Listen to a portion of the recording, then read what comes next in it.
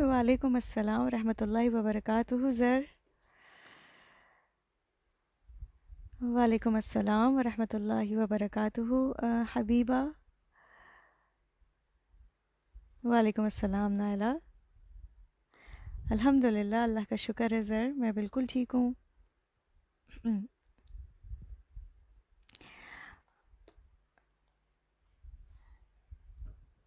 And I'm glad to see you here, زرناز Shahzeb. الحمد للہ. وعلیکم السلام عروسہ. الحمد للہ، پچھلے نام رمضان کے نام دیکھ کے بہت اچھا لگ رہا ہے. الحمد للہ.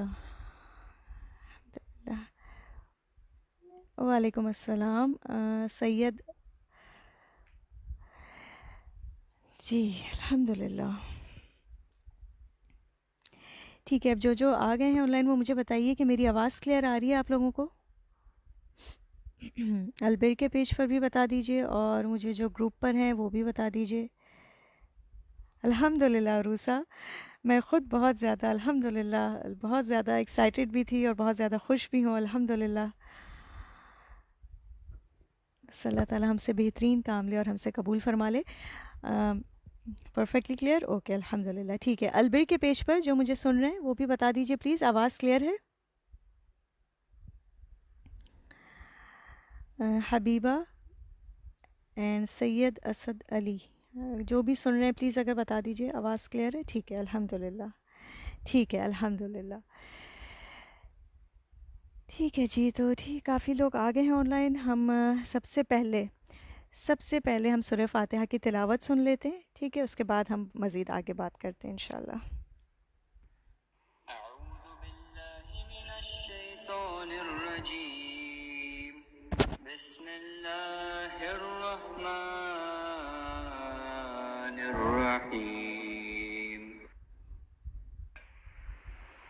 الحمد للہ رب العالمین، الرحمن الرحیم، مالک یوم الدین، ایاک نعبد و ایاک نستعین، اهدنا الصراط المستقيم، صراط الذين أنعمت عليهم غير المغضوب عليهم ولا الضالين. آمین. الحمد للہ. الحمد للہ کثیرا طیبا مبارکا فی کما تحب و ترضى.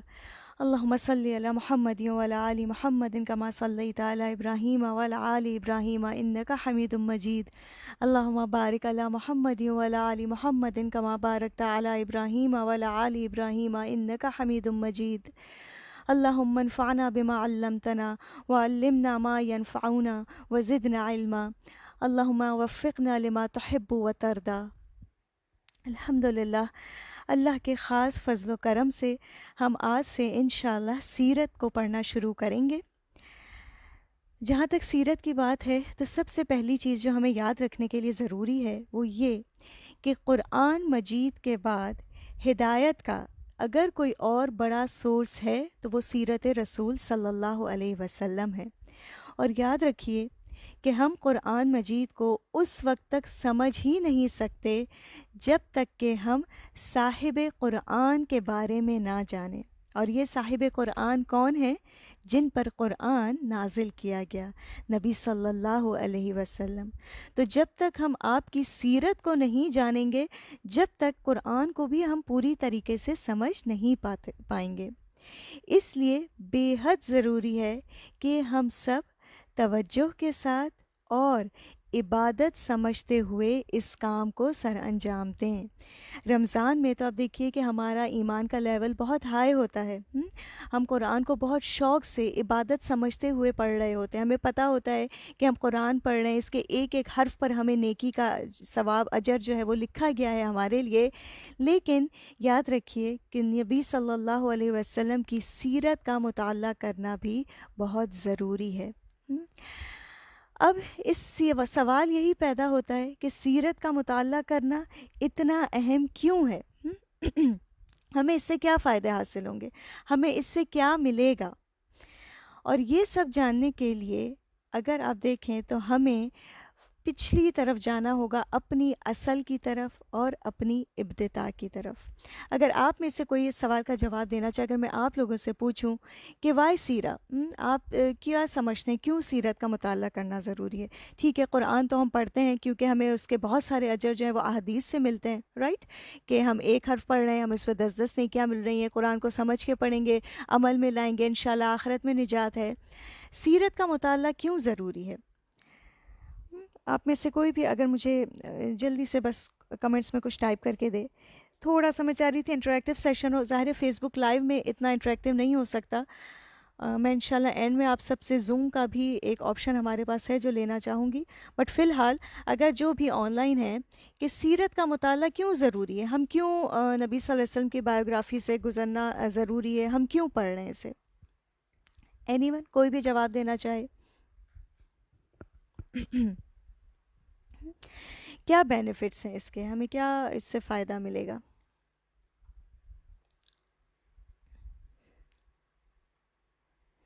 وعلیکم السلام امبر۔ جی چلیے تو جی to live best of our lives, ٹھیک ہے حبیبہ، بالکل ہر ایک کے ذہن میں اس طرح ڈفرینٹ جوابات آ سکتے ہیں، جزاک اللہ حبیبہ۔ اور بات یہ ہے، آپ دیکھیے the prophet's life is a perfect example for us to follow, بالکل 100% ٹرو عروسہ، جزاک اللہ خیر، بالکل صحیح کہہ رہی ہیں آپ۔ بات یہ ہے، آپ دیکھیے کہ کائنات کو اور اس کی ہر چیز کو اللہ تعالیٰ نے بنایا ہے، ٹھیک ہے؟ انسان کو اللہ نے بنایا، مجھے آپ کو اللہ نے بنایا ہے، اور کائنات کی سب سے خوبصورت چیز جو اللہ نے بنائی ہے وہ ہے جنت۔ اور تمام زندہ مخلوقات میں سے جو بہترین مخلوق اللہ نے پیدا کی ہے وہ کون ہے؟ وہ ہے انسان۔ تو اللہ تعالیٰ نے اپنی بہترین مخلوق کے لیے اپنی بہترین جگہ کو چنا، بہترین گھر کو چنا، اور وہ گھر کون سا گھر ہے؟ جنت۔ بالکل اسما، بالکل آپ بھی صحیح کہہ رہی ہیں، نبی صلی اللہ علیہ وآلہ وسلم خود چلتا پھرتا قرآن تھے، الحمدللہ۔ وعلیکم السلام ہدا۔ بالکل if you want to go to جنہ، لولو والمرجان، بالکل صحیح، وی ہیو ٹو لرن، ٹھیک ہے، بالکل صحیح، الحمدللہ۔ اور پھر اب دیکھیے وہی بات جو میں بھی کہہ رہی تھی، جیسے ابھی لولو والمرجان نے کہی کہ اللہ تعالیٰ نے اپنی بہترین مخلوق انسان کے لیے اپنے بہترین گھر جنت کو چنا۔ اسی لیے آپ دیکھیے حضرت آدم علیہ السلام کو پیدا کرنے کے بعد اللہ تعالیٰ نے کہاں رکھا؟ جنت میں رکھا۔ وہ الگ بات ہے کہ پھر شیطان نے ان کے ساتھ جو کچھ بھی کیا انہیں وہاں سے نکلوا دیا، لیکن بات یہ ہے کہ اب ہم سب کے لیے چیلنج ہے کہ ہمیں اپنے دشمن کو ہرا کر، یعنی شیطان کو ہرا کر اپنے گھر تک پہنچنا ہے، وہ گھر جو اللہ کے بہترین اور پسندیدہ بندوں کے لیے ہے۔ اب یہ پسندیدہ بندے کون ہوتے ہیں؟ یہ کہاں ہوتے ہیں؟ کیا کرتے ہیں؟ کیسے رہتے ہیں؟ کیا کھاتے ہیں؟ کیا پیتے ہیں؟ ان کا لائف سٹائل کیا ہوتا ہے؟ یہ سب جاننے کے لیے اللہ تعالیٰ نے ہمیں ایک رول ماڈل دے دیا ہے، اسوہ حسنہ دے دیا ہے، اور وہ رول ماڈل نبی صلی اللہ علیہ وسلم کی ذات ہے۔ اور ساتھ ساتھ اللہ نے ہمیں بتا دیا کہ اگر تو تم واقعی جنت میں جانا چاہتے ہو، ہم میں سے کوئی بھی شاید ایسا نہیں کہہ سکتا کہ وہ جنت میں جانا نہیں چاہتا، ہم سب کا الٹیمیٹ گول از جنہ۔ تو اس کے لیے اللہ نے ہمیں بتا دیا ہے کہ تمہیں اس رول ماڈل کو فالو کرنا ہوگا، کیونکہ یاد رکھیے کہ نبی صلی اللہ علیہ وسلم اللہ تعالیٰ کے وی آئی پی ہیں، ہی از دا بلو آئی آف اللہ سبحانہ و تعالیٰ۔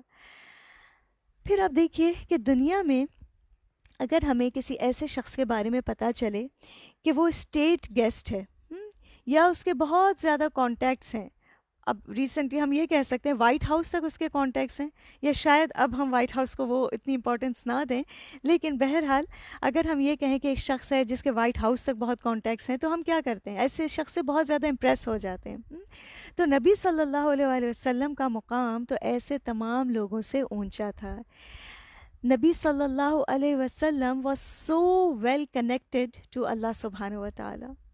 تو جس کا تعلق اللہ تعالیٰ سے اتنا زیادہ مضبوط ہو، تو ہمیں کیوں انہی کو فالو کرنے کے لیے کہا گیا ہے قرآن میں بھی، اور آپ دیکھیں گے کہ نبی صلی اللہ علیہ وسلم کے جانے کے بعد صحابہ کی زندگی سے بھی ہمیں یہی لیسن ملتا ہے۔ اللہ تعالیٰ نے ہمیں بتا دیا ہے کہ تم بھی میرے بلو آئیڈ بن سکتے ہو، تم بھی میرے وی آئی پی بن سکتے ہو۔ اور ہم سب بننا چاہیں گے، رائٹ؟ ہم میں سے کون ہوگا جو نہ بننا چاہے؟ اللہ کا مقرب بندہ، اللہ کا بلو آئیڈ پرسن۔ لیکن اس کے لیے ہمیں نبی صلی اللہ علیہ وسلم کے فٹ سٹیپس کو فالو کرنا ہوگا، اور اسی کو اتباع رسول کہتے ہیں۔ ایک چیز میں یہاں مینشن کرنا چاہوں گی کہ میں نے ٹھیک ہے فلائر میں ٹائم 1 آور کا لکھا ہے، لیکن میں جانتی ہوں کہ آن لائن مجھے احساس ہے کہ تھوڑا سا اس طرح سے بیٹھ کر لگاتار جہاں صرف سننے والی بات ہو، 2 وے انٹریکٹیو سیشن نہ ہوا، تھوڑا سا مشکل ہوتا ہے۔ اس لیے میری کوشش ہوگی انشاءاللہ کہ میکسیمم 45 منٹس میں انشاءاللہ ہمارا ایک سیشن جو ہے وہ میکسیمم 45 منٹس کا ہو۔ تو بہرحال آپ دیکھیے کہ قرآن میں اللہ تعالیٰ خود نبی صلی اللہ علیہ وسلم سے کہتے ہیں، آپ لوگوں کو بتا دیں، قل کہہ دیجئے، ان کنتم تحبون اللہ فاتبعونی، کہ اگر تو کہہ دیجئے کہ اگر تم اللہ سے محبت کرتے ہو، if you dearly love اللہ سبحانہ و تعالی، تو کیا کرنا ہوگا؟ فاتبعونی، میری اتباع کرو، follow my footsteps۔ اور اگر تم ایسا کرو گے تو تمہارے لیے بدلے میں کیا ہے؟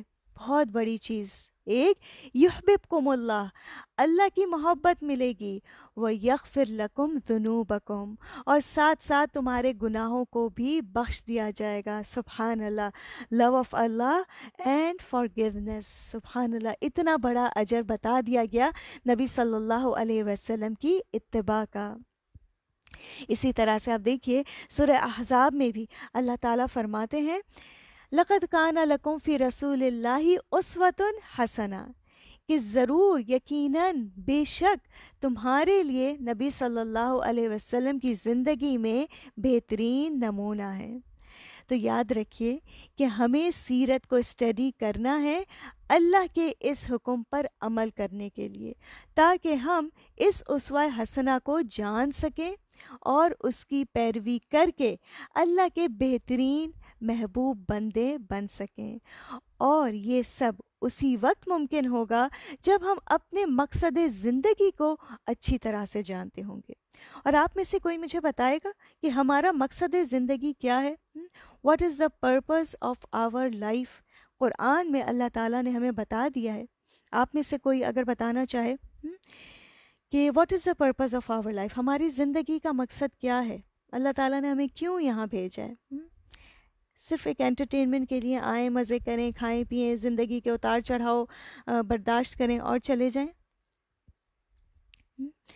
کیا مقصد ہے ہماری زندگی کا؟ What is the purpose of our life? To worship Allah, بالکل، جزاک اللہ خدا، بالکل صحیح، ٹو ورشپ اللہ۔ قرآن میں اللہ تعالیٰ فرماتے ہیں، وَمَا خَلَقْتَ الْجِنَّ وَالْإِنسَ إِلَّا لِيَعْبُدُونَ، میں نے اسی لیے انسانوں اور جنوں کو پیدا کیا ہے کہ وہ میری عبادت کریں۔ بالکل۔ اور ایک بہت ہی مشہور آیت سورہ ملک میں ہمیں ملتی ہے، اگر کسی کو یاد آئے، we have to follow Allah's orders Arusa, جی بالکل ٹھیک۔ سورہ ملک ہم جو پڑھتے ہیں روز رات کو، اس میں اللہ تعالیٰ فرماتے ہیں، الذی خلق الموت والحیات لیبلوکم ایکم احسن عملا، کہ اللہ تعالیٰ نے موت اور زندگی کو اس لیے بنایا ہے کہ آزما کر دیکھے کہ تم میں سے کون اچھے عمل کرتا ہے۔ سبحان اللہ۔ یعنی ہم سب جو ہے نا ایک ایگزامینیشن روم میں ہے، ہمارا ٹیسٹ ہو رہا ہے کہ ہم اعمال کیسے کرتے ہیں۔ اب جو اعمال ہم کرتے ہیں ہماری ڈیلی لائف میں، روز ہم جو کچھ کر رہے ہیں وہ اچھے ہیں یا اچھے نہیں ہیں، اس کے لیے اللہ تعالیٰ نے ہمیں ایک معیار دے دیا ہے، اور وہ ہے نبی صلی اللہ علیہ وسلم کا اسوہ حسنہ۔ تو ہمیں یہی دیکھنا ہے کہ جو اعمال ہم کر رہے ہیں وہ اللہ کے دیے گئے اس رول ماڈل سے ملتے ہیں یا نہیں۔ یاد رکھیے، کوئی عمل اس وقت تک اچھا نہیں ہو سکتا جب تک کہ ہمیں اس کی دلیل نبی صلی اللہ علیہ وسلم کی زندگی سے نہ ملے۔ اسی لیے اللہ کے محبوب کاموں کو، اللہ کے پسندیدہ کاموں کو جاننے کے لیے اپنی تہذیب کو، اپنے مینرز کو سنوارنے کے لیے نہایت ضروری ہے کہ ہم سیرت کا مطالعہ کریں، سیرت کو پڑھیں۔ تو ان سب چیزوں کو ذہن میں رکھتے ہوئے ہم انشاءاللہ تعالی سیرت نبی صلی اللہ علیہ وسلم کے ان سیشنز کو اٹینڈ کریں گے۔ اب میں تھوڑا سا شروع کرتی ہوں اپنے سیشن کو۔ سب سے پہلی چیز آپ دیکھیے کہ سیرت جو ہم کہتے ہیں نا کہ ہم سیرت پڑھیں گے تو سیرت کسے کہتے ہیں؟ سیرت کا لفظ عربی زبان کا لفظ ہے اور اس کا مطلب ہوتا ہے راستہ۔ عربی میں سیرت کا معنی سنت بھی کیا جاتا ہے، ٹھیک ہے، یعنی طریقہ۔ تو سیرت نبی صلی اللہ علیہ وسلم کا مطلب کیا ہو جائے گا؟ نبی صلی اللہ علیہ وسلم کا طریقہ اور آپ کی سنت۔ اگر آپ ڈکشنری میں کبھی دیکھیں گے، عربک ڈکشنری وغیرہ میں، تو اس میں سیرت کا جو معنی آپ کو نظر آئے گا وہ موسٹلی یہی آتا ہے آپ کو: conduct, way of life, attitude, life history, اور اسی طرح سے بایوگرافی کے معنی میں بھی لیا جاتا ہے۔ اور پھر ایک چیز یہ بھی یاد رکھیے کہ یہ سیرت کسی کی بھی ہو سکتی ہے، ٹھیک ہے، یعنی سیرت ابی بکر بھی کہلائی جا سکتی ہے، لیکن پھر نبی صلی اللہ علیہ وسلم کے لیے یہ لفظ اتنا زیادہ استعمال ہوتا ہے کہ اب لفظ سیرت جب بھی ہمارے سامنے آتا ہے تو ہمارے ذہن میں صرف ایک ہی چیز آتی ہے، اور وہ ہے نبی صلی اللہ علیہ وسلم کی سیرت، یعنی آپ کا طریقہ زندگی، آپ کا لائف سٹائل اور آپ کے اقوال، آپ کے افعال، جو کچھ آپ نے کہا، جو کچھ آپ نے کیا، آپ صلی اللہ علیہ وسلم کی صفات، آپ کی عادات، اور اسی طرح سے آپ کے شمائل۔ جب میں شمائل کہتی ہوں تو اس میں نبی صلی اللہ علیہ وسلم کا فزیکل فیچرز بھی آ جاتے ہیں، آپ کا حال حلیہ بھی آ جاتا ہے، اور ساتھ ساتھ آپ صلی اللہ علیہ وسلم کا اخلاق بھی آ جاتا ہے۔ اور پھر آپ دیکھیے کہ جہاں تک نبی صلی اللہ علیہ وسلم کی سیرت کا سوال ہے، تو نبی صلی اللہ علیہ وسلم کی سیرت کو 3 اہم حصوں میں ڈیوائڈ کیا جاتا ہے، یا موسٹلی جو اسکالرز وغیرہ ہیں وہ نبی صلی اللہ علیہ وسلم کی سیرت کو 3 بڑے حصوں میں ڈیوائڈ کرتے ہیں۔ ایک حصہ نبی صلی اللہ علیہ وسلم کی نبوت سے پہلے کا، بعثت سے پہلے کا، اور پھر نبی صلی اللہ علیہ وسلم کی نبوت کے بعد کے 2 حصے، مکی اور مدنی، ٹھیک ہے، یعنی نبی صلی اللہ علیہ وسلم کی نبوت سے پہلے کے حالات اور نبوت کے بعد کے حالات جو آپ صلی اللہ علیہ وسلم نے مکہ میں اور مدینہ میں گزارے۔ میری کوشش ہے کہ میں تھوڑا سا اس طرح سے بات کروں کہ آپ سب کو سمجھ آ سکے، اور اگر کوئی ایسی چیز ہو جو آپ لوگ کو سمجھ نہ آئے، کوئی ایسا سینٹینس میں بول دوں جو آپ لوگ کو کلیئر نہ ہو، تو you all are most welcome, آپ لوگ مجھ سے پوچھ سکتے ہیں، ٹھیک ہے۔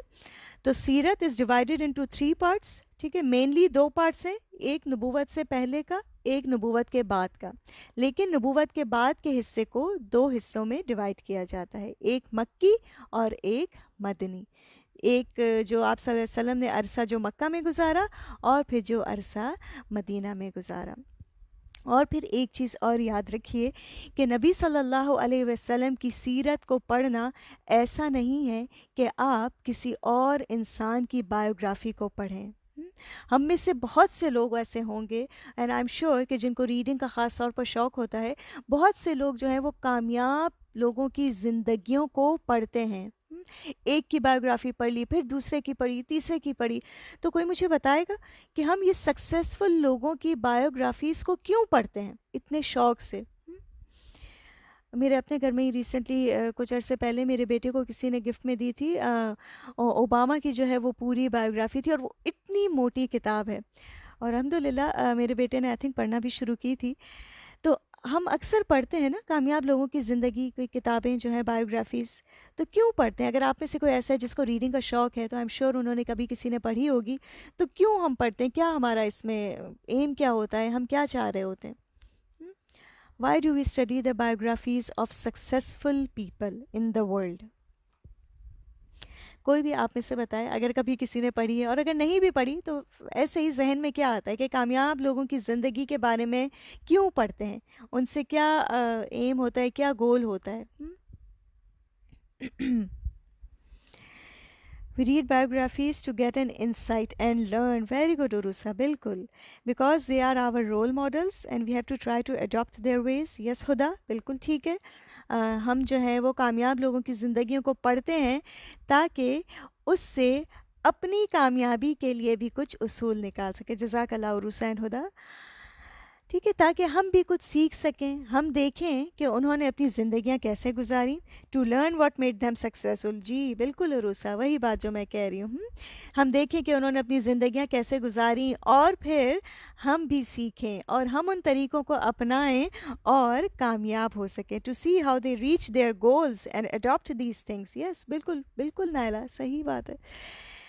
لیکن ساتھ ہی آپ دیکھیے حقیقت کیا ہے. حقیقت یہ ہے کہ دنیا میں جتنے بھی کامیاب لوگ گزرے ہیں ان میں سے سب سے زیادہ کامیاب ترین انسان جس کو ہیومن ہسٹری میں کامیاب ترین مانا گیا وہ نبی صلی اللہ علیہ وسلم ہے. محمد الرسول اللہ صلی اللہ علیہ وسلم ہے. مصطفیٰ صلی اللہ علیہ وسلم ہے. دا چوزن ون، اللہ کے حبیب. اور اس کی گواہی صرف قرآن نے اور مسلمانوں نے نہیں دی بلکہ بہت سے نان مسلمز بھی ایسے ہیں جنہوں نے نبی صلی اللہ علیہ وسلم کو ایک کامیاب ترین انسان کی حیثیت سے تسلیم کیا ہے. ایک کرسچن سائنٹسٹ تھے مائیکل ہارٹ. آپ میں سے ہو سکتا ہے بہت سے لوگوں نے ان کا نام سنا ہوگا. مائیکل ہارٹ نے پورے طریقے سے ریسرچ کی اور پوری ہیومن ہسٹری سے انہوں نے 100 ایسے لوگوں کے حالات جمع کیے جنہوں نے ہیومن ہسٹری پر بہت زیادہ اثر ڈالا، کسی نہ کسی طرح افیکٹ کیا، امپیکٹ چھوڑا اپنا، یعنی انسانی زمین پر، انسانی زندگی پر. اور آپ دیکھیے کہ مائیکل ہارٹ نے اپنی لسٹ میں سب سے ٹاپ پر کس کو رکھا؟ نبی صلی اللہ علیہ وسلم کو رکھا. حالانکہ وہ خود مسلمان نہیں تھا، ایک کرسچن تھا، لیکن اس نے بغیر کسی تعصب کے نبی صلی اللہ علیہ وسلم کو دنیا کا سب سے زیادہ کامیاب ترین انسان قرار دیا. اور پھر خود اس نے اس بات کا دعویٰ بھی کیا. مائیکل ہارٹ خود کہتا ہے کہ شاید میری یہ بات بہت سے لوگوں کو حیران کر دے کہ میں خود تو ایک کرسچن ہوں اور میں نے محمد صلی اللہ علیہ وسلم کو نمبر 1 پر رکھ دیا. لیکن مائیکل ہارٹ کہتا ہے کہ حقیقت یہ ہے کہ he was the only man in history who was supremely successful on both religious and secular sides. یعنی دنیا میں بھی، دینی لحاظ سے بھی اور مذہبی لحاظ سے بھی دنیا کے سب سے کامیاب ترین انسان نبی صلی اللہ علیہ وسلم تھے. سبحان اللہ. اور یہ کوئی مسلمان نہیں بلکہ کرسچن کہہ رہے ہیں. اور اسی طرح سے اور بھی بہت سے ایسے اگزامپلز ہمیں ملتے ہیں جن کا ظاہر ہے یہاں بتانے کا بھی ٹائم نہیں. انشاءاللہ مجھے اگر مل گیا اس کا PDF فارمیٹ میں تو انشاءاللہ میں ضرور شیئر کروں گی آپ لوگوں کے ساتھ، کیونکہ بہت زیادہ اس سے ہم پر اثر ہوتا ہے کہ واقعی میں اتنے نان مسلمس بھی ہیں. اور میں اس دن پڑھ رہی تھی، آئی تھنک مہاتما گاندھی جو تھے انڈینس کے ایک لیڈر، انہوں نے بھی نبی صلی اللہ علیہ وسلم کے بارے میں بہت ہی زبردست الفاظ کہے تھے. اور یاد رکھیے کہ دین میں کامیاب ہونا اور ساتھ ساتھ دنیا میں کامیاب ہونا بہت ہی کمال کی بات ہے. آپ دیکھیں گے دنیا میں چاہے جتنے بھی سائنٹسٹس ہوں، لیڈرز ہوں، تھنکرز ہیں، فلاسفرز ہیں، سائیکولوجسٹس ہیں، جتنے بھی جن کی بھی زندگی کو آپ اسٹڈی کریں گے تو آپ دیکھیں گے کہ ان سب کی جو کامیابیاں ہیں وہ ادھوری ہیں، کیونکہ ان کی کامیابیوں میں بیلنس نہیں پایا جاتا. لیکن نبی صلی اللہ علیہ وسلم کی ذات ایسی ہے جو دین اور دنیا دونوں لحاظ سے پورے طریقے سے کامیاب تھے. نبی صلی اللہ علیہ وسلم نے دینی لحاظ سے بھی اعلیٰ ترین معیار قائم کیا. نبی صلی اللہ علیہ وسلم کی عبادت کا حال ہم سب جانتے ہیں، آپ صلی اللہ علیہ وسلم کے اذکار کا حال ہم سب جانتے ہیں.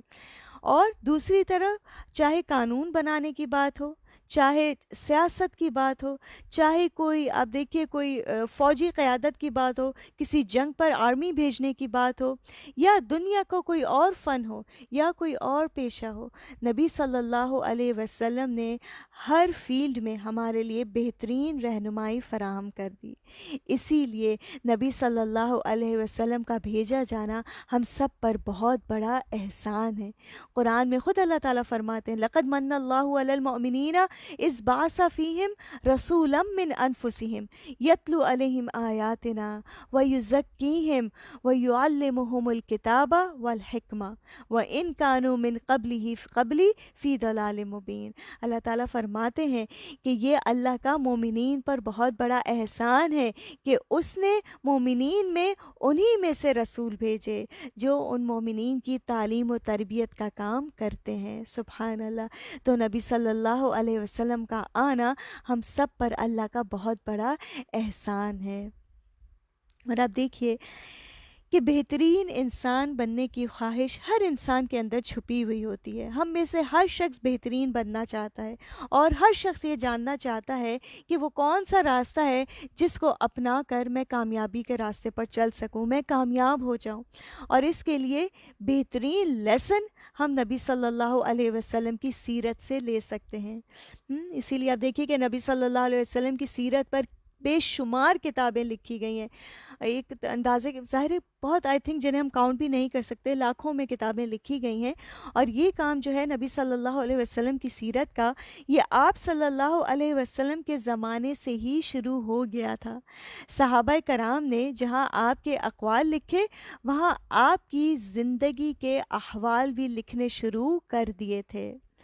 اور جو ہم یہ انشاءاللہ تعالیٰ سیرہ کے سیشنز کریں گے، اس میں ایک بک ہے تجلیات نبوت۔ انشاءاللہ بیس ہم اس بک کو بنائیں گے، تجلیات نبوت کو۔ انشاءاللہ وہی بات کہ اگر مجھے اس کا بھی کچھ ورژن مل سکا PDF ورژن تو میں انشاءاللہ شیئر کروں گی، لیکن اگر آپ چاہیں تو سرچ بھی کر سکتے ہیں۔ اس کا PDF آئی تھنک آپ لوگوں کو گوگل پر بھی مل جائے گا، تجلیات نبوت۔ ٹوٹلی اس بک میں سے نہیں پڑھیں گے ہم، لیکن بیس یہ بک ہوگی۔ اور یہ جو ہے تجلیات نبوت، یہ ایک بہت ہی مشہور کتاب ہے سیرت کی، الرحیق المختوم، اس کا ایبریویٹڈ ورژن ہے۔ ٹھیک ہے، رحیق المختوم جو ہے وہ کافی ایک بڑی کتاب ہے اور اس میں تھوڑے سے ڈیفیکلٹ ورڈز ہیں، لیکن تجلیات نبوت اس کا ایزی ورژن بھی ہے۔ اور انشاءاللہ ان سیشنز میں ہمارا طریقہ یہ ہوگا کہ ہم سیرت کو پڑھیں گے، سنیں گے، رائٹ، لیکن ساتھ ساتھ اپنے عمل کے لیے بھی اس میں سے لیسن لیں گے۔ یہ چیز ضرور یاد رکھیں۔ تو سب سے پہلے ہمیں کیا کرنا ہے؟ اپنی نیتوں کو خالص کرنا ہے کہ یا اللہ میں اس کو کیوں پڑھا رہی ہوں، اور کیوں اس کو پڑھنے جا رہی ہوں، کیوں اس کو سننے جا رہی ہوں، صرف اور صرف اللہ کی رضا کے لیے، اور اس طریقے پر عمل کرنے کے لیے جو اللہ تعالیٰ کو پسندیدہ ہے۔ صرف اپنے علم کے لیے نہیں، بلکہ یاد رکھیے ساتھ ساتھ ہمیں اپنے عمل کو بھی سنوارنا ہے۔ اللہ کرے کہ جب ہم نبی صلی اللہ علیہ وسلم کی سیرت کو پڑھ چکیں تو ہمارے عمل میں واقعی تبدیلی آئے۔ اور یہ اسی وقت ممکن ہوگا جب ہم اس کو پڑھتے یا سنتے ہوئے نبی صلی اللہ علیہ وسلم کی زندگی کے ہر پہلو پر غور و فکر کریں گے۔ آپ دیکھیے کہ صحابہ کرام کے بارے میں آتا ہے، حضرت سعد بن ابی وقاص بہت ہی مشہور صحابی ہیں، وہ اپنے بچوں کو سیرت کی باقاعدہ تعلیم دیا کرتے تھے۔ حضرت سعد بن ابی وقاص کے بیٹے محمد کہتے ہیں کہ ہمارے والد ہمیں سیرت پڑھاتے تھے اور کہتے تھے کہ یہ تمہارے آبا کے طریقے ہیں، انہیں سیکھو، یعنی یہ تمہارے بڑے ہیں، تمہیں ان کے طریقوں پر چلنا ہے۔ اسی طرح سے علی بن حسین بن علی رضی اللہ عنہ، حضرت علی رضی اللہ عنہ کے گرینڈ سن، وہ کہتے ہیں کہ ہمیں سیرت اس طرح پڑھائی جاتی جیسے قرآن مجید پڑھایا جاتا، تو اس لیے ہمیں سیرت کو اسی طرح پڑھنا ہے جیسے ہم قرآن کو پڑھتے رہے ہیں۔ اور آپ یہ دیکھیں گے انشاءاللہ آپ بھی ایکسپیرینس کریں گے کہ آپ کی جو قرآن کی سمجھ ہے اور اس کے مفہوم کی جو تکمیل ہے وہ انشاءاللہ سیرت کے مطالعے کے بعد ہی ہوگی۔ تو اسی لیے ہمیں سیرت کو بہت سیریسلی لینا ہے، سیریسلی اسے پڑھنا ہے۔ یاد رکھیے، ہو سکتا ہے بہت سی باتیں ایسی ہوں گی جو آپ لوگوں کو پہلے سے معلوم ہوں گی، آپ نے پہلے سے سنی ہوئی ہوں گی، لیکن بات وہی ہے کہ اب جو کچھ آپ سنیں گے، اور سب سے پہلے تو میرے اپنے لیے ریمائنڈر، اور پھر آپ سب کے لیے جو بھی مجھے سنیں گے، کہ ہمیں اس میں سے اپنے لیے لیسن ضرور لینا ہے، اور یہ لیسن ہم سب اپنی اپنی کیپیسٹی کے مطابق اپنی اپنی عقل اور سمجھ کو استعمال کرتے ہوئے نکالیں گے۔ تو ہم سب سے پہلے دیکھتے ہیں کہ نبی صلی اللہ علیہ وسلم کو قرآن مجید میں کس طرح خطاب کیا گیا ہے۔ سورہ احزاب کی آیت نمبر 45 سے 47 میں اللہ سبحانہ و تعالیٰ فرماتے ہیں، یا ایہا النبی انا ارسلناک شاہدا و مبشرا و نذیرا و داعیا الی اللہ باذنہ و سراجا منیرا و بشر المؤمنین بان لہم من اللہ فضلا کبیرا۔ سبحان اللہ، اللہ تعالیٰ فرما رہے ہیں کہ اے نبی صلی اللہ علیہ وسلم، بے شک ہم نے آپ کو ایک گواہ اور خوشخبری دینے والا اور ڈرانے والا اور اللہ کی طرف بلانے والا بنا کر بھیجا ہے، اور روشن چراغ بنا کر بھیجا ہے۔ کیا کیا کہا گیا نبی صلی اللہ علیہ وسلم کو؟ شاہد، مبشر، نذیر، داعین الی اللہ، اور پھر سراجم منیرا، روشن چراغ، اور پھر کہا اللہ تعالیٰ نے وبشر المؤمنین، مومنوں کو خوشخبری دے دو۔ اور یہ مومن کون ہے؟ ہم سب ہیں، ہم سب اس میں شامل ہیں، یعنی ہم سب کے لیے کیا ہے؟ خوشخبری ہے۔ تو اس پر ہمیں خوش ہو جانا چاہیے۔ کیا خوشخبری ہے؟ بِأَنَّ لَهُم مِّنَ اللَّهِ فَضْلًا كَبِيرًا، کہ یقیناً مومنین کے لیے یہ اللہ کی طرف سے بہت بڑا فضل ہے۔ کیا فضل ہے؟ یہاں پہ اللہ کس چیز کو فضل کہہ رہے ہیں؟ نبی صلی اللہ علیہ وسلم کی ذات کو، آپ صلی اللہ علیہ وسلم کے آنے کو۔ تو ہمیں بھی اس پر خوش ہونا چاہیے کہ الحمدللہ ہم نبی صلی اللہ علیہ وسلم کی امت میں سے ہیں۔ اسی لیے سیرت کے مطالعے کو، سیرت پڑھنے کو اپنے لیے ہرگز بوجھ نہ سمجھیں، کیونکہ یہ ہم پر ایک فریضہ ہے، اور اس کو پڑھنا ایک عبادت ہے۔ اور یاد رکھیے کہ اس کو سمجھنے کے بعد قرآن پر عمل کرنا بھی مشکل نہیں لگے گا۔ سبحان اللہ، اتنے سارے لیسنز ہیں، اور آپ دیکھیے اتنے سارے ریزنز ہمیں مل رہے ہیں سیرت کو پڑھنے کے۔ اور یہ آج کے سیشن کو ایک طرح سے آپ انٹروڈکٹری سیشن کہہ سکتے ہیں، کیونکہ ابھی ایک چیز اور ہے جو میں آپ لوگ کے ساتھ اس انٹرو میں شیئر کرنا چاہوں گی، کہ آپ دیکھیے کہ ہم سب جانتے ہیں کہ نبی صلی اللہ علیہ وسلم سے محبت کیے بغیر ہمارا ایمان مکمل نہیں ہو سکتا۔ یہ حدیث شاید ہم میں سے ہر کوئی بچپن سے پڑھتا آیا ہے، بچپن سے سنتا آیا ہے، جس میں نبی صلی اللہ علیہ وسلم نے فرمایا کہ تمہارا ایمان اس وقت تک مکمل نہیں ہو سکتا جب تک سب لوگوں سے زیادہ محبت میری محبت نہ ہو جائے، یعنی ساری دنیا ایک طرف اور نبی صلی اللہ علیہ وسلم کی محبت ایک طرف۔ ایک دفعہ حضرت عمر رضی اللہ عنہ نبی صلی اللہ علیہ وسلم کے پاس آئے اور کہنے لگے کہ یا رسول اللہ صلی اللہ علیہ وسلم، آپ مجھے سب لوگوں سے زیادہ محبوب ہیں سوائے اپنی جان کے۔ جس پر نبی صلی اللہ علیہ وسلم نے فرمایا، اے عمر، ہرگز نہیں، میں تمہیں اپنی جان سے بھی زیادہ محبوب نہ ہو جاؤں جب تک ایمان مکمل نہیں۔ جس پر حضرت عمر رضی اللہ عنہ کہنے لگے، قسم اس ذات کی جس نے آپ کو حق کے ساتھ بھیجا ہے، آپ مجھے اپنی جان سے بھی زیادہ عزیز ہیں۔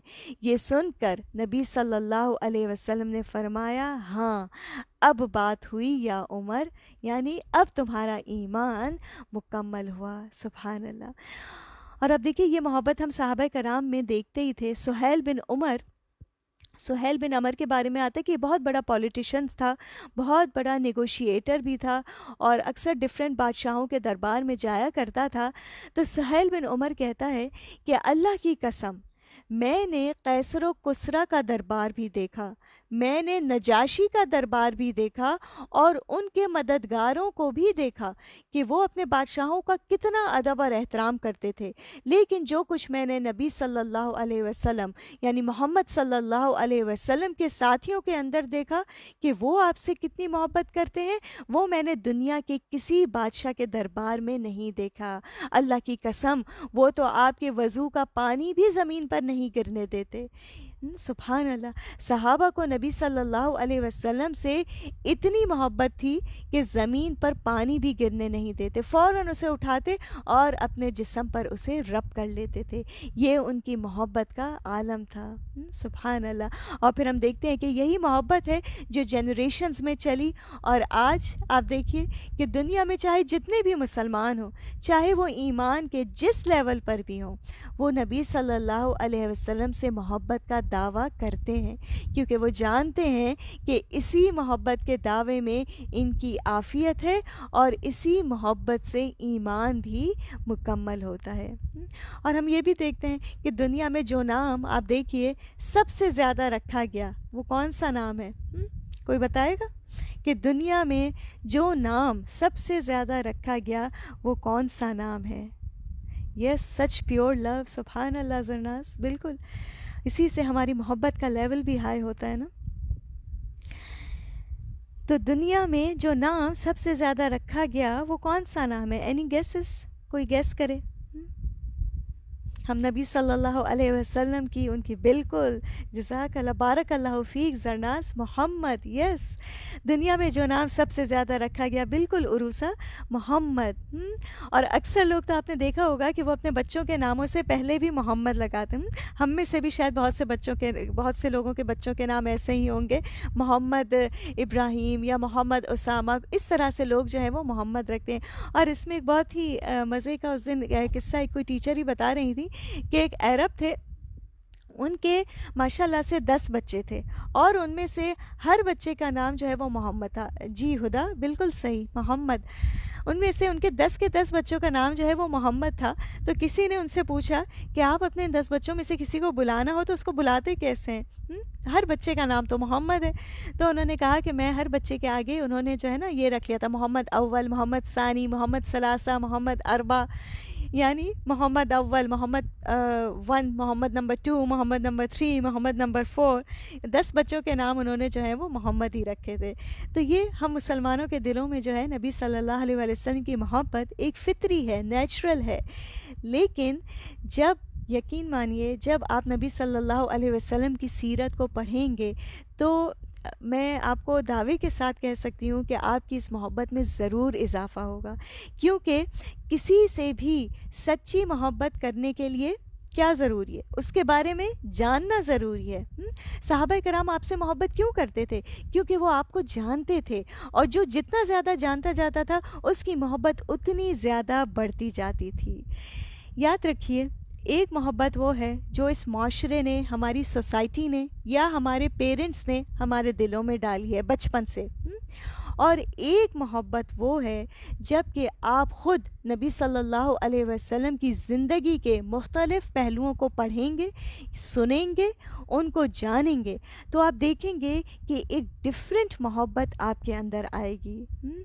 میرے اندر بھی جو نبی صلی اللہ علیہ وسلم کی حقیقی محبت آئی تھی وہ سیرت پڑھنے کے بعد ہی آئی تھی۔ ویسے تو ہم بچپن سے جانتے ہیں ہمیں محبت کرنی ہے، ہاں وہ ہمارے نبی ہیں، ہمیں ان سے محبت ہے، اور شاید کچھ قصے ہم نے پڑھے ہوئے ہیں، ہم جانتے ہیں محبت ہے، لیکن جب ہم پڑھتے ہیں نبی صلی اللہ علیہ وسلم کی زندگی کو، ان کی لائف ہسٹری کو، تو ہماری محبت کا لیول الگ ہوتا ہے۔ وہی بات جو ابھی زرناز نے کی، پیور لو، تو وہ پیور لو ہمارے دلوں میں آتا ہے۔ ایک کسی نے بہت خوبصورت، آئی تھنک کوئی کوٹ آتی ہے نا، کہ کسی نے کہا کہ کسی سے پوچھا گیا do you believe in love in unseen, کہ لو ان انسین پر کیا تمہارا بلیو ہے؟ تو کسی شخص نے مسکرا کر جواب دے دیا، yes I have never seen my prophet صلی اللہ علیہ وسلم بٹ آئی لو ہم ڈیئرلی۔ تو بہرحال جب بھی نبی صلی اللہ علیہ وسلم کا ذکر آئے تو اپنے دل میں صلی اللہ علیہ وسلم ضرور پڑھ لیا کریں۔ ایک اور حدیث جو میں آپ کے سامنے رکھنا چاہتی ہوں اس سے پہلے کہ ہم سیرہ کے سیشنز انشاءاللہ اسٹارٹ کریں گے کہ سیرت کو پڑھنا ضروری کیوں ہے۔ ایک اور حدیث کا مفہوم آتا ہے کہ علامات قیامت میں سے ایک نشانی یہ بھی ہے کہ سیرت کا تذکرہ بہت کم ہو جائے گا۔ یعنی نبی صلی اللہ علیہ وسلم کا نام لینے والے تو بہت ہوں گے لیکن سیرت کو پہچاننے والے لوگ بہت کم ہو جائیں گے، کیونکہ وہ آپ کی سیرت کو چھوڑ کر اوروں کی سیرت کو اختیار کریں گے۔ اور یہ حدیث حضرت حذیفہ بن یمان رضی اللہ عنہ سے روایت ہے، اور حضرت حذیفہ نبی صلی اللہ علیہ وسلم کے بہت ہی قریبی صحابی تھے۔ تو بات وہی ہے کہ نبی صلی اللہ علیہ وسلم کی سیرت کو پڑھنا ہے، اسے عبادت سمجھتے ہوئے، فریضہ سمجھتے ہوئے پڑھنا ہے۔ یہاں تک میں 1 منٹ آپ لوگ کو دیتی ہوں، اگر آپ لوگوں میں سے کوئی کچھ بات کہنا چاہے، شیئر کرنا چاہے تو پلیز ضرور کمنٹس میں لکھیے، کیونکہ اگر صرف میں ہی بولتی جاؤں گی تو ظاہر ہے انسان ایک مونوٹونس نہ ہو جائے، ایک بوریت والا ماحول نہ ہو جائے کہ ابھی تک کیا بات آپ لوگوں کو سمجھ ہے، کیونکہ انشاءاللہ اب اس کے آگے سے میں تھوڑا سا اپنا سیشن اسٹارٹ کروں گی۔ ابھی تک جو میں نے یہ سب باتیں کیں سیرت سے ریلیٹڈ، سیرت کو پڑھنے سے ریلیٹڈ، نبی صلی اللہ علیہ وسلم کی محبت سے ریلیٹڈ، تو کیا بات سمجھ آ رہی ہے؟ کوئی ایک چیز جو آپ لوگ کو کلک کر رہی ہے، جو آپ لوگ کو سمجھ آئی، کوئی بھی چیز، ناٹ نیسیسری بہت لمبی ڈسکشن، کوئی بھی کمنٹ آپ لوگ دینا چاہیں، جو بھی چیز آپ لوگ کو ابھی تک سمجھ آئی۔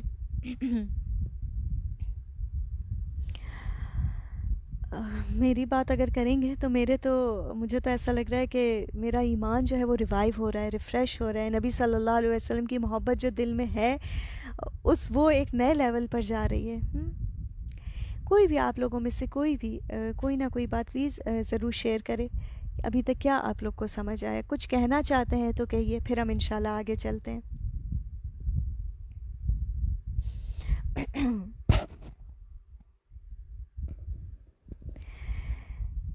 جی ہدا، عروسہ، نائلہ، جی عروسہ، جی we have to study prophets life to make our life better, بالکل، ٹو اسٹرینتھن آور ایمان، بالکل، ایمان تو نامکمل ہے جب تک نبی صلی اللہ علیہ وسلم سے محبت نہ ہو جائے۔ We can't enter into Jannah until we love Allah and رسول اللہ صلی اللہ علیہ وسلم more than anything in our lives، بالکل نائلہ، اپنے والدین سے، اپنے بچوں سے، ہر ایک کی محبت سے زیادہ نبی صلی اللہ علیہ وسلم اور اللہ کی محبت ہو۔ also so that we can be an example for our children، جی بالکل عروسہ، ہم اپنے دلوں میں یہ محبت لائیں گے، نبی صلی اللہ علیہ وسلم کی سنتوں کو اپنائیں گے تو انشاءاللہ ہم آگے اپنے بچوں میں بھی یہ چیز لا سکیں گے، بالکل، الحمدللہ۔ ٹھیک ہے، تو ہم البر کے پیج پر بھی کوئی پلیز کچھ نہ کچھ شیئر کرے، جو بھی سن رہے ہیں، کوئی بات جو سمجھ آ رہی ہے، پھر انشاءاللہ ہم آگے ایک تھوڑی سی 5 to 10 منٹس کی بات تھوڑی سی ہم کر لیتے ہیں تاکہ ہمارا باقاعدہ ایک سیشن اسٹارٹ ہو جائے۔ ٹھیک ہے، چلیے آگے بڑھتے ہیں ہم۔ آپ دیکھیے کہ موسٹلی یہ ہوتا ہے کہ نبی صلی اللہ علیہ وآلہ وسلم کی سیرت جب بھی کہیں پڑھائی جا رہی ہوتی ہے تو وہاں پہ تھوڑی سی عربس کی ہسٹری کا بھی ذکر کیا جاتا ہے تاکہ اس وقت اس ماحول کو بھی ہم جان سکیں، اس وقت کے بارے میں ہمیں تھوڑا سا اندازہ ہو جس وقت نبی صلی اللہ علیہ وسلم اس دنیا میں آئے۔ ان قرآن اللہ said love me and love رسول اللہ صلی اللہ علیہ وآلہ وسلم، بالکل، so it's a kind of obligation for us، بالکل ہدا، بالکل صحیح کہہ رہی ہیں، وہی بات جو میں نے کی کہ سیرت کو پڑھنا ہم سب پر فرض ہے۔ اب دیکھیے کہ عربس کی ہسٹری کا بھی ذکر کیا جاتا ہے سیرت کے ساتھ ساتھ۔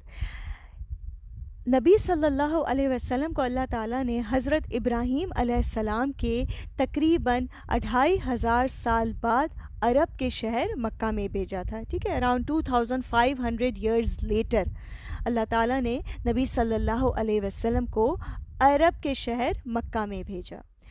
اب یہ عرب کون تھے، یہ کہاں سے آئے تھے، ان کے بارے میں جو ہسٹری ہمیں بتاتی ہے وہ یہ بتاتی ہے کہ عربس ور آف 3 ٹائپس. یہ عربس جو تھے یہ 3 طرح کے تھے. آپ میں سے اگر کوئی نوٹس بنانا چاہتے ہیں تو وہ نوٹس بنا سکتا ہے, اور اگر آپ لوگ صرف سن رہے ہیں تو بھی اٹس اوکے.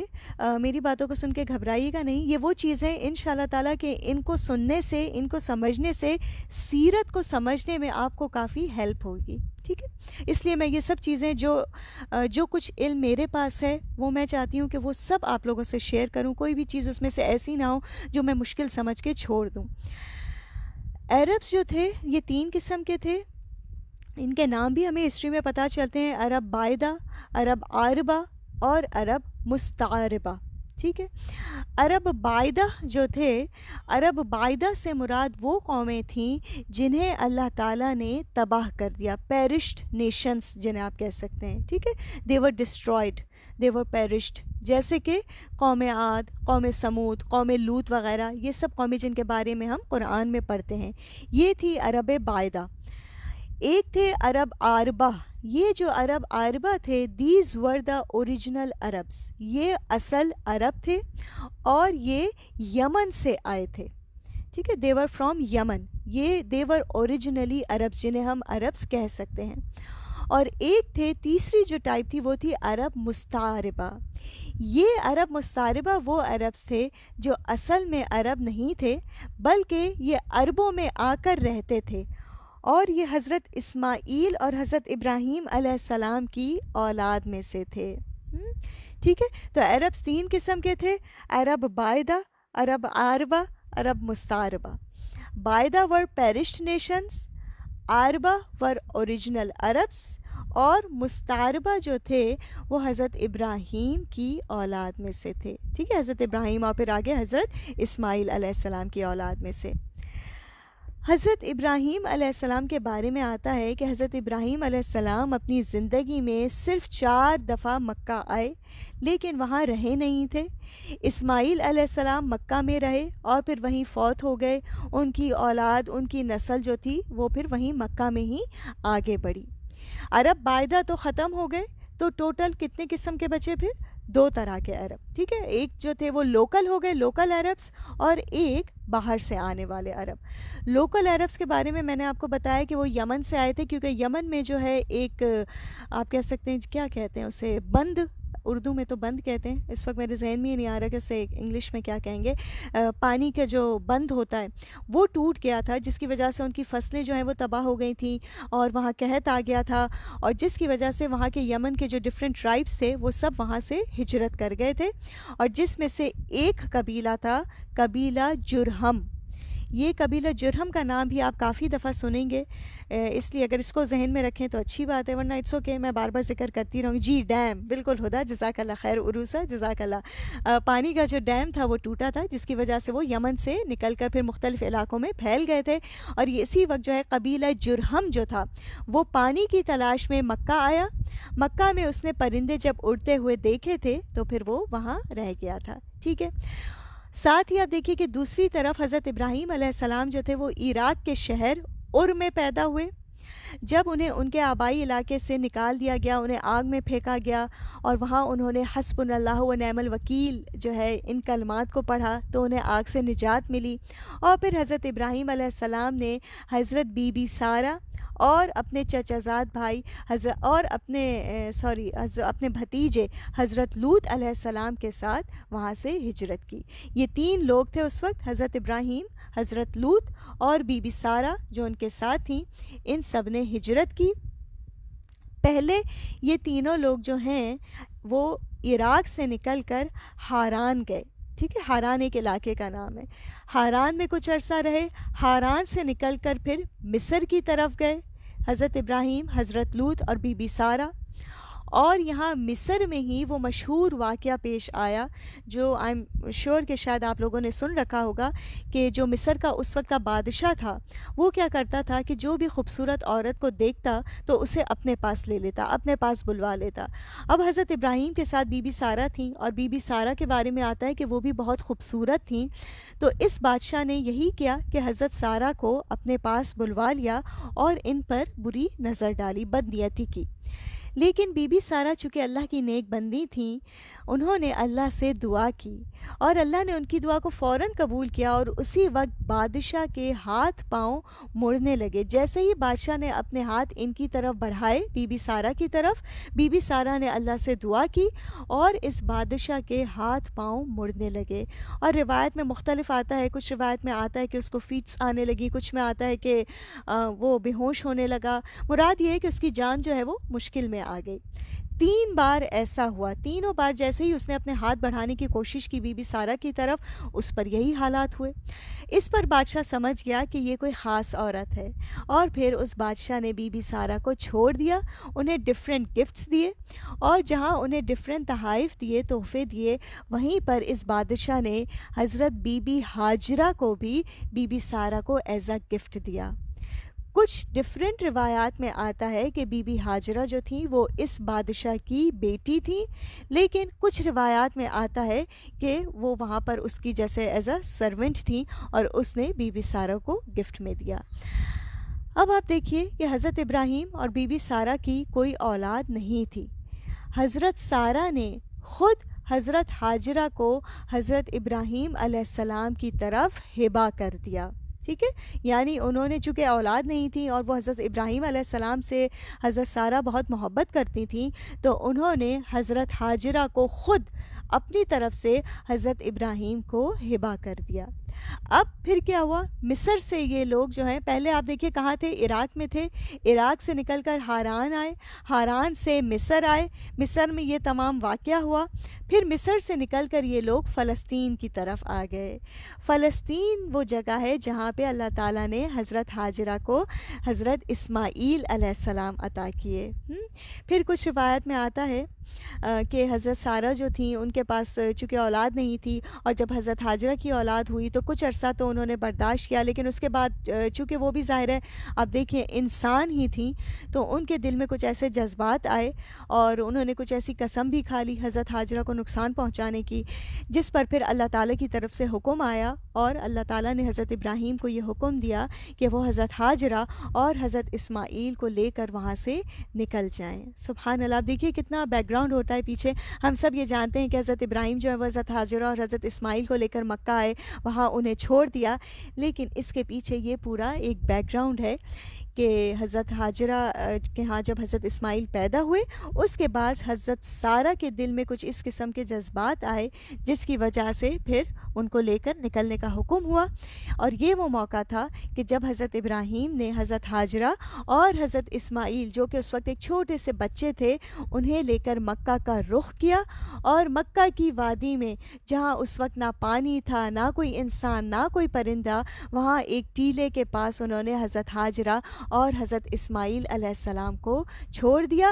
اور پھر انہیں چھوڑ کر جب واپس جانے لگے تو حضرت ہاجرہ حضرت ابراہیم کے پیچھے دوڑی کہ یہ کیا، آپ ہمیں کہاں چھوڑ کر جا رہے ہیں؟ لیکن حضرت ابراہیم نے انہیں کوئی جواب نہیں دیا، خاموش رہے۔ حضرت ہاجرہ نے کئی بار ان سے پوچھا اور پھر فرمایا کہ کیا اللہ نے آپ کو اس کا حکم دیا ہے؟ جس پر حضرت ابراہیم نے کہا ہاں۔ تو حضرت ہاجرہ نے فرمایا کہ پھر اللہ تعالیٰ تو ہمیں ہرگز ضائع نہیں کرے گا۔ اور کچھ روایت میں آتا ہے کہ حضرت ہاجرہ نے بھی وہی کلمات پڑھے جو حضرت ابراہیم نے آگ میں جاتے ہوئے پڑھے تھے، اور وہ کون سے کلمات تھے؟ حسبنا اللہ و نعم الوکیل۔ انہی کلمات کی وجہ سے اللہ تعالیٰ نے حضرت ابراہیم علیہ السلام پر آگ کو ٹھنڈا کر دیا، اور یہاں بھی آپ دیکھیے کہ اسی کلمے نے حضرت ہاجرہ کے لیے بھی ایسے ایسے دروازے کھولے جس میں خیر ہی خیر تھی۔ اس وقت حضرت ہاجرہ کے پاس صرف تھوڑا سا پانی تھا، تھوڑی سی کھجور تھی جو تھوڑے عرصے میں ختم ہو گئی۔ ذرا امیجن کریں، چھوٹا سا بچہ ہے، بھوکا ہے، پیاسا ہے، پیاس سے تڑپ رہا ہے، اس وقت ماں کی کیا کنڈیشن ہوگی۔ اور پھر وہی صفا اور مروہ والا مشہور واقعہ پیش آتا ہے۔ حضرت جبرائیل علیہ السلام آتے ہیں، اپنا پر مارتے ہیں، جس سے زمزم کا چشمہ نکل آتا ہے، اور پھر یہ زمزم کا پانی جو ہے یہ ادھر ادھر پھیلنے لگتا ہے۔ تو حضرت ہاجرہ کہتی ہیں زمزم زمزم، یعنی رک جاؤ۔ زمزم کا مطلب ہوتا ہے رک جاؤ۔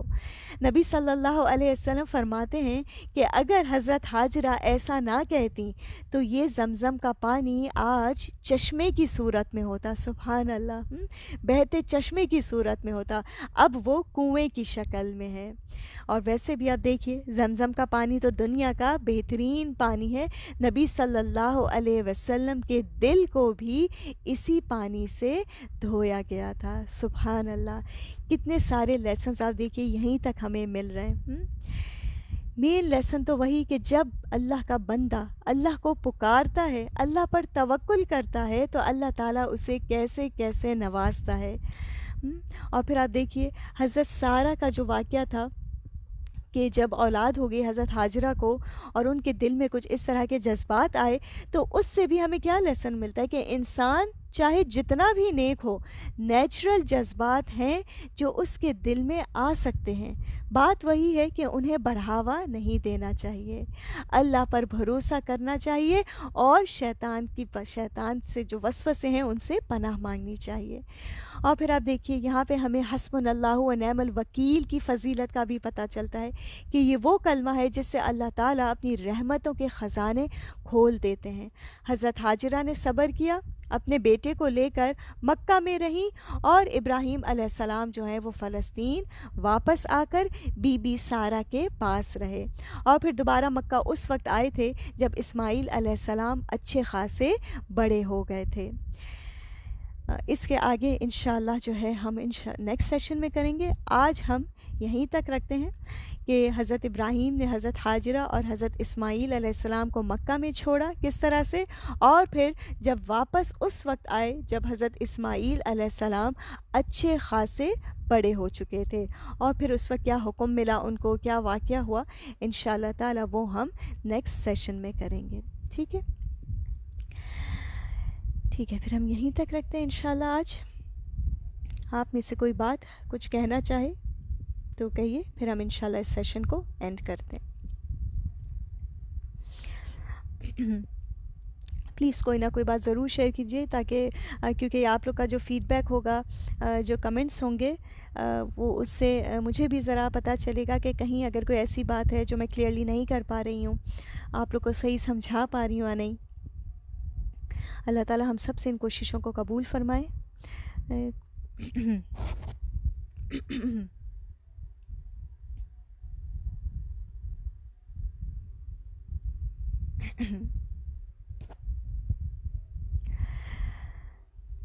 جی حریبہ، سو مچ لو فار دس نیم، الحمد للہ۔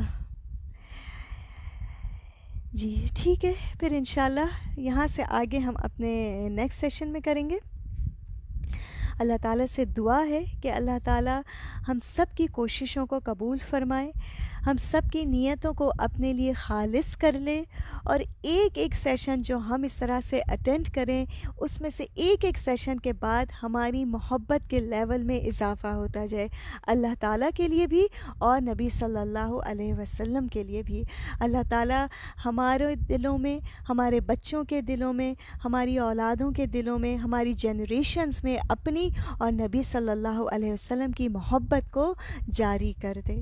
وآخر دعوانا ان الحمد للہ رب العالمین، سبحانک اللہم و بحمدک، اشہد ان لا الہ الا انت، استغفرک و اتوب الیک۔ السلام علیکم ورحمۃ اللہ وبرکاتہ۔